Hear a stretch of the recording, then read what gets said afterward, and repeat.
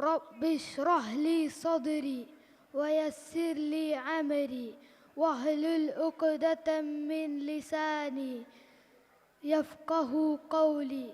പ്രിയപ്പെട്ട ഉസ്താദുമാരെ, രക്ഷിതാക്കളെ, കൂട്ടുകാരെ, അസ്സലാമു അലൈക്കും.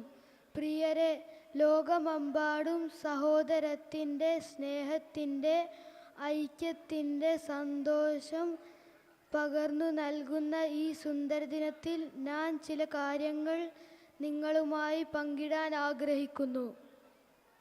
മുൻപ് നബി സല്ലല്ലാഹു അലൈഹി വസല്ലം നമ്മളെ പഠിപ്പിച്ചതുപോലെ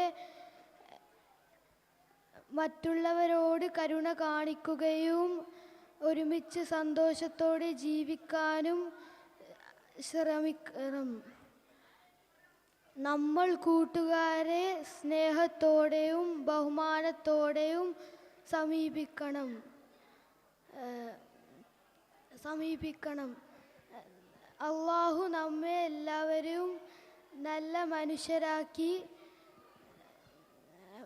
മനുഷ്യരാക്കി പരസ്പരം സ്നേഹത്തോടെയും ബഹുമാനത്തോടെയും ജീവിക്കാൻ അനുഗ്രഹിക്കട്ടെ. ഇത്രയൊക്കെയാണ്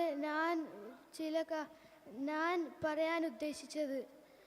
എൻ്റെ പ്രസംഗം ശ്രദ്ധിച്ചതിന് എല്ലാവർക്കും നന്ദി. അസ്സലാമു അലൈക്കും.